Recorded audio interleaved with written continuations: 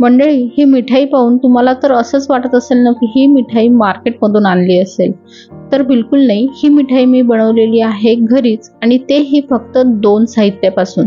तुम्हाला विश्वास बसणार नाही की ही मिठाई मी फक्त 2 साहित्यापासूनच बनवलेली आहे. तर चला तुम्हाला सुद्धा बनवून दाखवते. खूप सोपी आहे. तर ही मिठाई बनवण्यासाठी एक नॉनस्टिक कढई घ्यायची किंवा एखाद्या जाड बुडाची चांगली कढई किंवा भांडं घ्यायचं.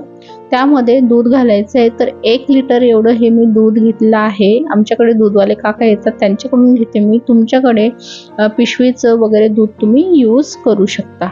आता हे दूध आपल्याला हाय फ्लेमवर छान बॉईल करून घ्यायचं आहे. हाय फ्लेमवर याला उकळी आली की फिरवत जोपर्यंत हे दूध अर्ध होत नाही, म्हणजे 1 लिटरपासून अर्धा लिटरच्या कमी होत नाही, तोपर्यंत छान फिरवायचं आहे. तर व्हिडिओमध्ये तुम्ही बघू शकता हे दूध आटलेलं आहे, अर्ध झालेलं आहे.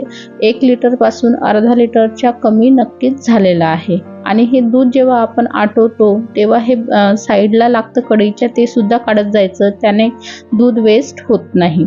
तर हे असं अर्ध दूध झालं की यामध्ये आता अर्धा कप एवढा गूळ घालायचा. तर गूळ घालून मीडियम फ्लेमवर आपल्याला हे दूध शिजवून घ्यायचं आहे.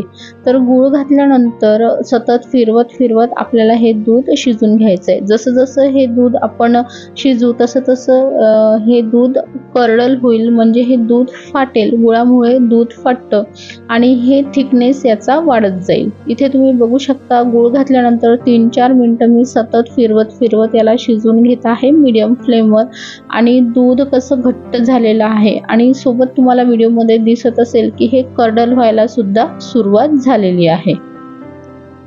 तर 3-4 मिनिटं मी शिजवत आहे. यामधलं पाणी जे आहे दुधामधलं ते आता भरपूर असं आटलेलं आहे आणि दूध घट्ट व्हायला सुरुवात झालेली आहे. बघू शकता तुम्ही इथे व्हिडिओमध्ये दूध असं घट्ट झालं आहे आणि दाणेदार टेक्स्चर यायला लागलेलं आहे. दूध यामधलं पूर्णपणे आटलं, पाणी आटलं की यामध्ये 1 चम्मच साजूक तूप टाकायचं. तुपामुळे बर्फीला टेक्स्चर छान येतं आणि चवसुद्धा मस्त लागते, सॉफ्ट होते मिठाई ही आणि शाईन सुद्धा येते. तर तूप टाकल्यानंतर आता जोपर्यंत याचा कलर बदलत नाही, थोडं डार्क होत नाही, पूर्णपणे सुकत नाही, तोपर्यंत आपल्याला फिरवत छान शिजवून घ्यायचं आहे. तर 4 मिनिटं झालेत आणि तुम्ही इथे बघू शकता आता टेक्स्चर एकदम दाणेदार आलेला आहे. गोळा एका जागेवर तयार व्हायला लागलाय, सुटायला लागलाय कढईपासून, एका जागेवर गोळा बनत आहे आणि कलर सुद्धा भरपूर असा बदललेला आहे, थोडा डार्क असा कलर आला आहे. तर आता गॅस बंद करून घ्यायचा.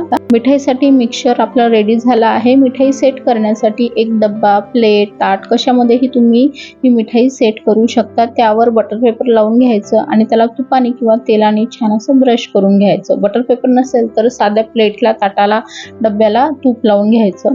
तयार केलेलं जे मिठाईचं मिश्रण आहे ते या डब्यामध्ये टाकून घ्यायचं आणि या स्पॅच्युलानेच असं छान त्याला एका लेवलला करून घ्यायचं, जेणेकरून आपली ही जी मिठाई आहे दिसायला एक समान दिसेल.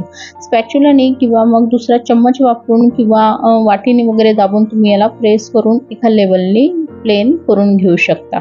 यावेळेला तुम्ही डेकोरेशनसाठी वरून ड्रायफ्रूट सुद्धा टाकू शकता. मी नाही टाकले आहे. याला 1 तासासाठी असं सेट व्हायला ठेवायचं किंवा फ्रीजमध्ये अर्ध्या तासासाठी सेट करून घ्यायचं. अर्ध्या तासानंतर मी हे फ्रीजमधून बाहेर काढलं आणि ही जी मिठाई आहे ती मस्त सेट झालेली आहे.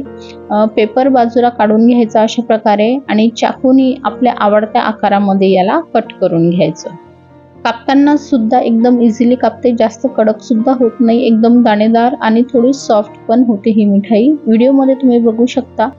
याला तुम्ही गूळ घालून केलेला कलाकंद सुद्धा बनवू शकता. अतिशय दाणेदार आणि तोंडात टाकताच विरघळेल एवढी छान सॉफ्ट होते.